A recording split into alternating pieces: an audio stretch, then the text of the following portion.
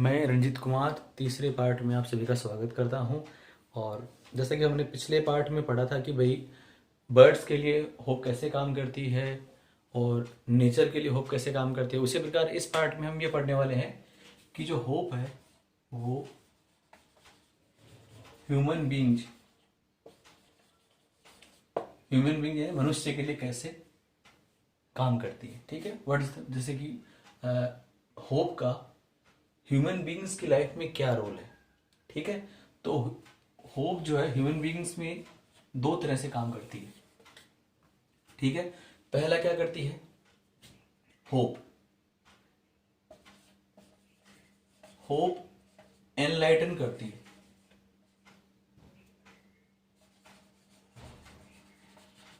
Enlighten का मतलब है प्रकाशित करना,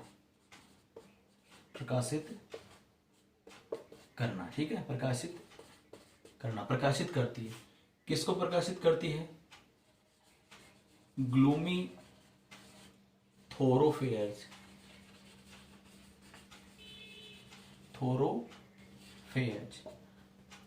ग्लूमी का मतलब उदासी भरे और थोरोफेयर्स का मतलब है वेज, यानी रास्ते।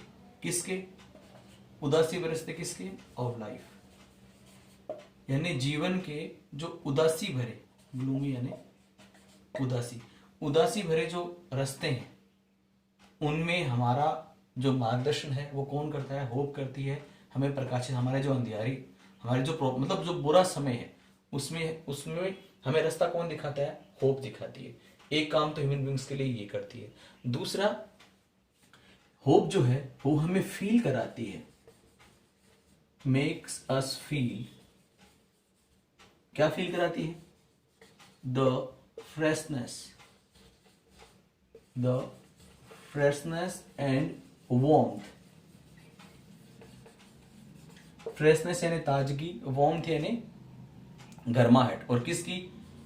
Of the days ahead. इसका मतलब ऐसे भी लिख सकते हो, हमें महसूस कराती है ताजगी और वार्मथ किसकी? Of the upcoming days. Ahead का मतलब जो दिन आगे हैं, जो अपकमिंग जो आने वाले दिन हैं उनकी हमें क्या महसूस कराती है? हमें ताजगी और गर्माहट महसूस कौन कराती है? होप करवाती है। कैसे? प्रिय विद्यार्थियों, इसको आप ऐसे समझ सकते हो, जैसे आप आज 12th क्लास में हो, ठीक है, और आपको पढ़ना है। आप रात को 2 बजे भी उठते हो, उठोगे आगे चल के 3 बजे भी उठोगे, पढ़ोगे। तो आप जिस समय मान लो बुक पढ़ रहे हो और आपको 2 बजे उठ रहे हो, नींद आती है अच्छी खासी, फिर भी आप पढ़ रहे हो, तो उस समय आपको क्या है कि आप आगे आने वाले टाइम को क्या करते हो? फील करते हो कि आगे आने वाला समय अच्छा होगा। जैसे वो होशियार विद्यार्थी है ना, तो वो तो बुक पढ़ता पढ़ता खो जाएगा किसमें कि मेरिट आ जाएगी, तो मेरिट आ जाएगी, मेरे कितना ये सब हो जाएगा। मतलब आगे आने वाले दिनों की ताजगी महसूस करते हो आप, किसके कारण? होप के कारण। कई लोग इसलिए पढ़ते हैं कि चलो आज पढ़ लेंगे तो आगे आने वाला टाइम हमारा क्या रहेगा? अच्छा रहेगा। जैसे मैं अपनी बुक का जो बुक होती थी उसके कवर में गाड़ी की अखबार से कटिंग करके पिक रखता कि ये गाड़ी लाऊंगा, यानी वो चीज़ हमें क्या है? मेहनत करने के लिए प्रेरित करती कि हाँ मुझे मेहनत करनी है। तो होप क्या करती है ह्यूमन बींग्स में? एक तो जो दुख भरे दिन है उसमें हमारा क्या करती है? हमें एनलाइट करती है, यानी हमें प्रकाशित करती है, हमें रास्ता दिखाती है। दूसरा, आगे आने वाले दिनों की ताजगी हमें क्या करवाती है? महसूस कराती है। ये ह्यूमन बींग्स के लिए होप के 2 कार्य हैं। मेरे हिसाब से आपके क्लियर है। अब इसमें क्वेश्चन कैसे बनेंगे वो जरा देख लें आप। जैसे पहला क्वेश्चन तो ये बन जाएगा,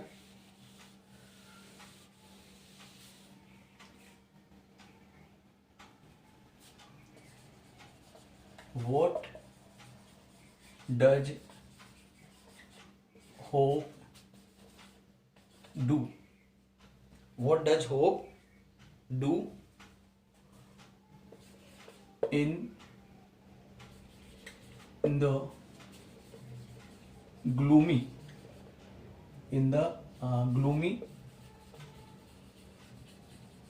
thoroughfares of लाइफ? यानी होप जो है वो जो थोरोफेज का मतलब मैंने पहले बताया आपको, रास्ता, ठीक है ना। ग्लूमी मतलब उदासी भरे रास्तों में हमारे लिए क्या करती है। तो होप, इसका आंसर सिर्फ इतना ही है, एक ही आंसर है, वो है ये LIGHTEN, एनलाइटन्स। तो आंसर ये हो जाएगा होप एनलाइटन्स। ठीक है, होप एनलाइटन्स किसको एनलाइटन करती है, इसको छोड़ देना, द ग्लूमी थोरोफेयर्स ऑफ लाइफ, यानी इसको हटा देना कि जीवन के जो अंधियारे दिन हैं, अंधियारे जो रास्ते हैं, उनको क्या करती है, एनलाइट करती है होप। होप का पहला काम क्या है, ये है। दूसरा, इसमें एक क्वेश्चन और पूछ सकते हैं, वो क्या पूछेंगे कि what is the meaning of gloomy थोरोफेयर्स।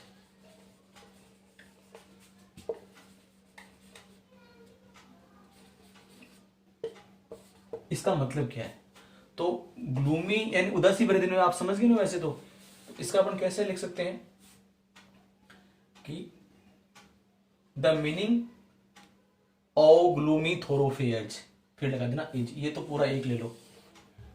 ठीक है, दूसरा as, the meaning of gloomy thoroughfares, फिर जोड़ देना ऑफ लाइफ, एज, या फिर इज, डायरेक्ट ऐसे कर देते हैं, इज लगाने के बाद मेलंकली ऑफ लाइफ, ये बेटर रहेगा। अब कैसे हो जाएगा, the meaning of gloomy thoroughfares is melancholy of life. Melancholy का मतलब वही है उदासी, इसका मतलब क्या आप जानते हो, जीवन की उदासी। तो ये मीनिंग हो गया किसका, ग्लूमी थोरोफेयर्स का, थोरोफेयर्स, उच्चारण ध्यान रखना। ठीक है, ये हो गया, ये क्वेश्चन नंबर 2 हो गया। फिर व्हाट, अगला question, what does hope make us feel, हमें क्या महसूस कराती है, what does hope make us feel. तो आप करोगे होप, सॉरी इसको हटा देना पहले, होप, फिर आंसर में लिखना, hope makes us feel the freshness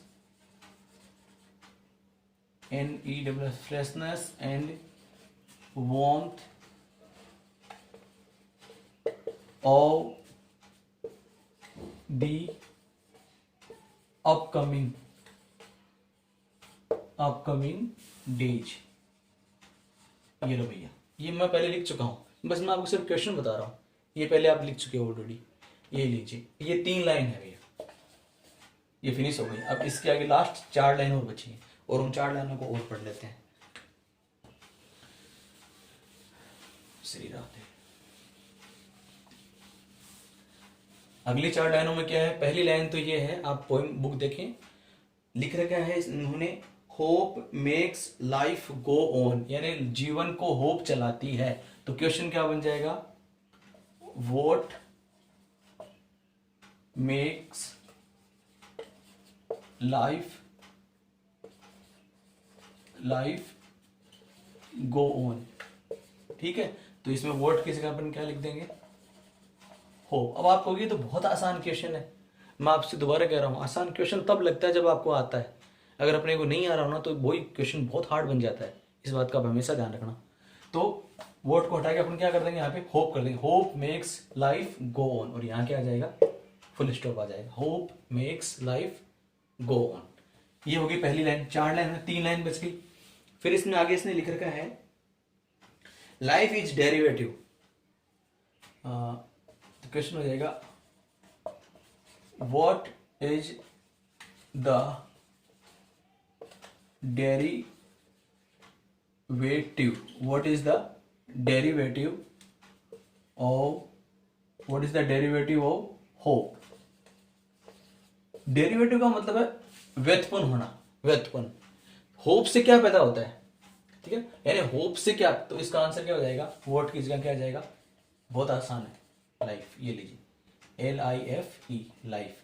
life is the derivative of hope, ये लीजिए। और आगे लिखना, होप आपको आंसर पूछ सकते हैं फंक्शन क्या है, तो hope is the function. Hope तो क्रिया है, होप तो क्रिया है, और क्रिया से जो उत्पन्न है वो क्या है, लाइफ। तो क्वेश्चन का what is the derivative of hope, तो life is the derivative of hope, ये लीजिए। ये दूसरी लाइन। और फिर तीसरी लाइन में लिख रखा है, यूं लिख रखा है, hope is the prime excellence. तो अपन क्वेश्चन क्या बना देंगे, what is the prime excellence, what is the prime excellence. तो व्हाट की जगह क्या जाएगा, hope. Hope is the prime का मतलब है इनिशियल, प्रारंभिक। एक्सीलेंस का मतलब है श्रेष्ठता। आरंभिक श्रेष्ठता क्या है, तो वो है होप। और ऐसा क्यों, ऐसा क्यों है होप, हाँ ये अपन बना सकते हैं वाई। वाई क्वेश्चन लिख देता हूं मैं, why hope, why does the hope is, why does the hope is the prime excellence, prime CELLENC, क्यों है, मतलब आप इतना ध्यान रखो। पहले तो ये पूछा क्या है प्राइम एक्सीलेंस, तो आप क्या कर दोगे, होप प्राइम एक्सीलेंस है। तो होप प्राइम एक्सीलेंस क्यों है, इसका आंसर स्टार्ट करना, because one is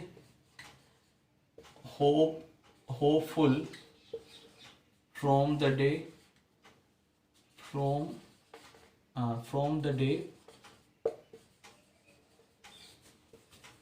one is